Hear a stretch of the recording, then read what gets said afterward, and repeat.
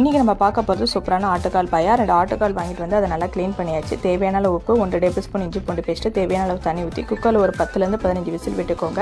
நான் 1/2 மூடி தேங்காய் எடுத்திருக்கேன், 15 முந்திரி எடுத்திருக்கேன், 1/2 டேபிள் ஸ்பூன் பெருஞ்சீரகம், 2 லவங்கம், 2 பட்டை, 3 பச்சை மிளகாய் நல்லா பேஸ்ட்டாக அரைச்சிக்கோங்க. அதே குக்கர் அடுப்பில் வச்சு தேவையான அளவு எண்ணெய் ஊற்றிக்கோங்க. 1/2 டேபிள் ஸ்பூன் பெருஞ்சீரகம், 2 லவங்கம், 2 பட்டை, கொஞ்சோண்டு கல்பாசி போட்டுக்கோங்க. அது நல்லா பொரிஞ்ச பிறகு பெரிய சைஸ் வெங்காயத்தை கட் பண்ணி போட்டுக்கோங்க. 1 டேபிள் ஸ்பூன் இஞ்சி பூண்டு பேஸ்ட்டு, 2 பச்சை மிளகாய் போட்டுக்கோங்க. இப்போ நம்ம ஆட்டுக்கால் ஆல்ரெடி வேக வச்சுருக்கோம் இல்லையா, அது இதில் ஆட் பண்ணிக்கோங்க.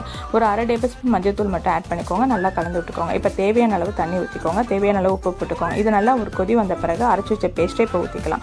ஊற்றிட்டு குக்கர் போட்டு மூடி வச்சு 3 விசிலுக்கு அப்புறம் இறக்கிக்கோங்க. காரத்துக்காக நம்ம பச்சை மிளகாவும் பெப்பர் தூள் மட்டும் ஆட் பண்ணால் போதும். இப்போ 1/2 டேபிள் ஸ்பூன் பெப்பர் பொடி போட்டு கொஞ்சோண்டு கொத்தமல்லி தூவி விட்டு இறக்கி சாப்பிட்டு பார்த்தீங்கன்னா டேஸ்ட்டு ரொம்ப நல்லாயிருக்கும். ட்ரைபோர்டு உடஞ்சி போச்சு, ஃபோனும் கொஞ்சம் பிரச்சனையாக இருக்குது. ஸோ இடது கையிலேயே வச்சு நான் வீடியோ எடுத்திருக்கேன். கொஞ்சம் வீடியோ ஆடியோ அட்ஜஸ்ட் பண்ணிக்கோங்க. தொடர்ந்து ஆதரவு கொடுங்க. நன்றி.